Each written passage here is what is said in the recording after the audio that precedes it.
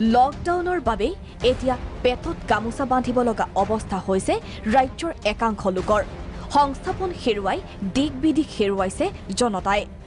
আখলত জ্বলা নাই জুই, এফালে মহামাৰী, আনপিনে অৰ্থনৈতিক সংগ্ৰাম।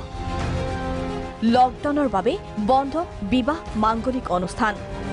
হাহাকাৰ কেটাৰিং কৰ্মীৰ। এইসকল সোণাৰীৰ কেটাৰিং কৰ্মী। বৰ্তমান তেওঁলোকৰ ওচৰত নাই কোনো কাম। পৰিয়াল চলাবলৈ নাই হাতত পইচা। আমাৰ আজি 22 তাৰিখৰ পৰা যিটো লকডাউনে আমাৰ যিটো সমস্যা দেখুৱাইছে, সেই সমস্যাৰ পৰা আমি একো কাম কৰিব পৰা নাই। আৰু মোৰ লগতো বহুত এনেকৈ 20-25টা ফেমিলি কামৰ জৰিয়তে চলে। সমান্তৰালকৈ প্ৰভাৱ পৰিছে টেণ্ট হাউচৰ ব্যৱসায়টো। এমাহে বন্ধ টেণ্ট হাউচৰ ব্যৱসায়।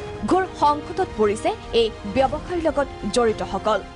বহুতো বিয়া আমাৰ আছিল, সেই বিয়াবিলাক আমাৰ বহুত নষ্ট হৈ গ'ল কোনো লকডাউনৰ ফলত। আৰু বৰ অনুষ্ঠানটোত যিবিলাক কৰ্মচাৰী আছিল, সেইবিলাক কৰ্মচাৰী কোনো কাম কৰিব নোৱাৰাৰ কাৰণে বহুত ফেমিলি চলিব পৰা নাই। আনপিনে বিগত সময়ত গ্ৰামাঞ্চলত ডিছপ'জিবল ইণ্ডাষ্ট্ৰীয়ে বহু নিবনুৱাক দি আহিছিল সংস্থাপনৰ বাট। কিন্তু লকডাউনৰ বাবে এতিয়া নিৰাশ উদ্যোগটোৰে জড়িত যুৱক যুৱতী। এইসকল চিপাঝাৰৰ ব্যৱসায়ী। শুনক এওঁলোকৰ সমস্যা। এইটো মই বুলিয়ে নহয়, এনেকুৱা সৰু সৰু বহুত ক্ষুদ্ৰ উদ্যোগ আছে আৰু সকলোবোৰে যথেষ্ট অসুবিধাৰ সন্মুখীন হ'ব আৰু হৈ আছে বৰ্তমান। যথেষ্ট বিয়া সভা মাংগলিক অনুষ্ঠান গোটেইখিনি বহাগত যিহেতু হয়, গতিকে বহাগত আমি গোটেই বছৰটো ৰখো। বিভিন্ন মাংগলিক কাৰ্যৰ লগত জড়িত পুৰোহিত সকলো পৰিছে এতিয়া সমস্যাত। এই পুৰোহিত বা যাজনিক কৰ্ম কৰা পুৰোহিতসকললৈ কোনো আঁচনি চৰকাৰৰ ফালৰ পৰা কৰা নাই।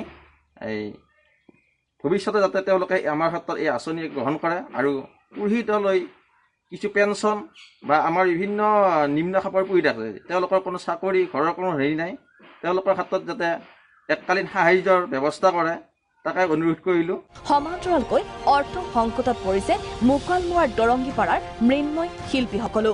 বহুত অসুবিধা পাইছো বাপা, বেচবা পাৰা নাই না, সাজ এই ধাৰ দুপাৰ কৰি ফেলে এনেকৈ দোকান বাগি চাগি কৰি ফেলে এনেকৈ চলি আছো। চৰকাৰ প্ৰশাসনৰ পৰা কিবা সুবিধা পাইছে? একো পোৱা নাই।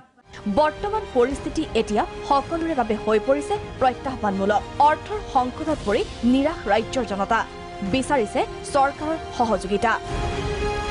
Bureau report, Prag news.